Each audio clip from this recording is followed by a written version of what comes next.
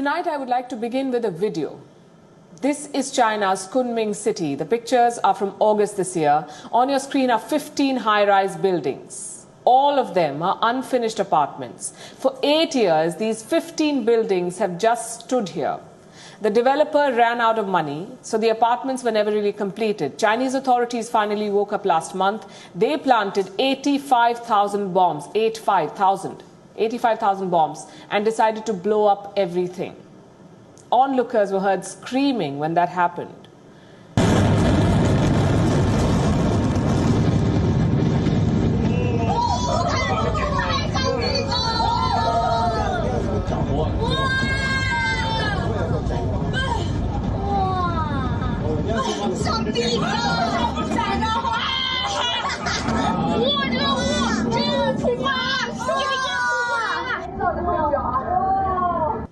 These dramatic pictures will now become a common sight in China.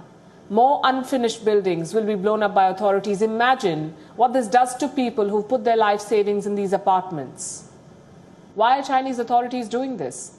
Because China's property bubble is starting to burst. And why should you worry about this? Because the whole world is going to feel the shockwaves. Almost 2 years back, remember, China exported a pandemic and covered up its mistakes. The world felt the impact. It's still feeling the impact. Now a financial crisis is brewing in China, and the Communist Party is trying to cover that up too. Tonight we'll show you how they're doing it. Almost 10 days back, we told you about Evergrande, the world's most indebted property developer. It owes more than $300 billion to its creditors in China and around the world.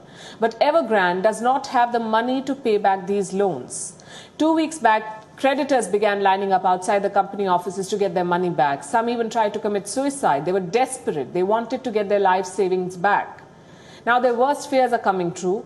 Evergrande has begun missing its payments. Last week, the company failed to make an interest payment on a bond. It was supposed to pay $83.5 million. The deadline was Thursday. It did not happen. Evergrande did not have the money to pay. The company has secured a 30-day grace period to make the payment now. But what happens if it fails to pay back? A default will be declared. And that's very much a possibility.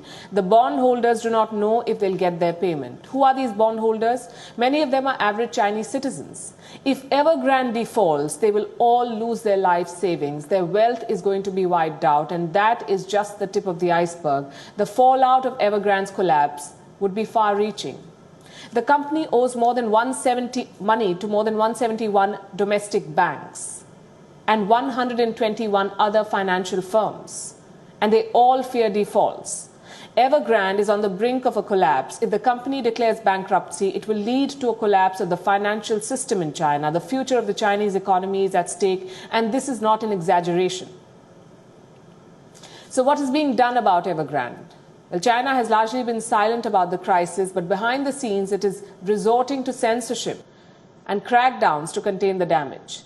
China used the same tools to hide its mistakes during the pandemic, and now the Communist Party is deploying the same tactics to hide a financial contagion. Local governments are issuing notices. They want Communist Party officials and companies to look out for any protests.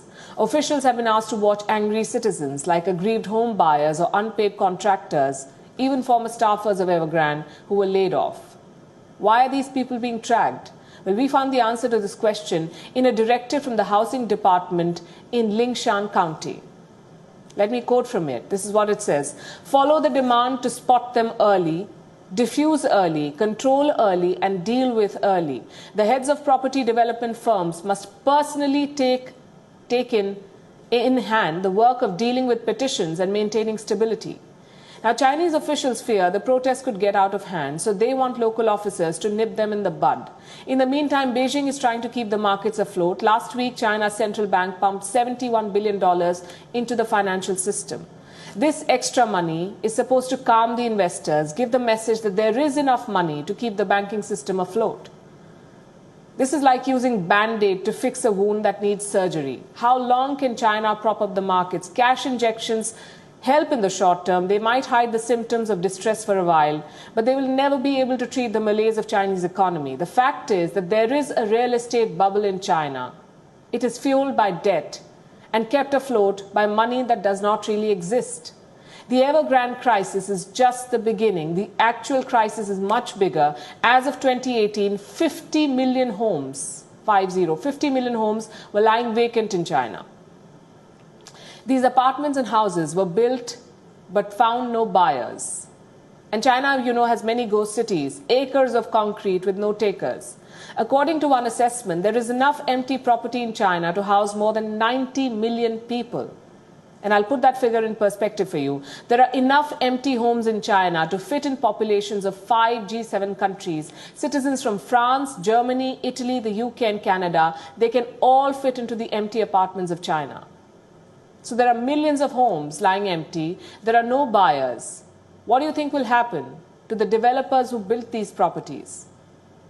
Sooner or later, they will default, just like Evergrande. Investment banking firm UBS has released an assessment. It says there are at least 10 developers in China today who face the risk of defaults.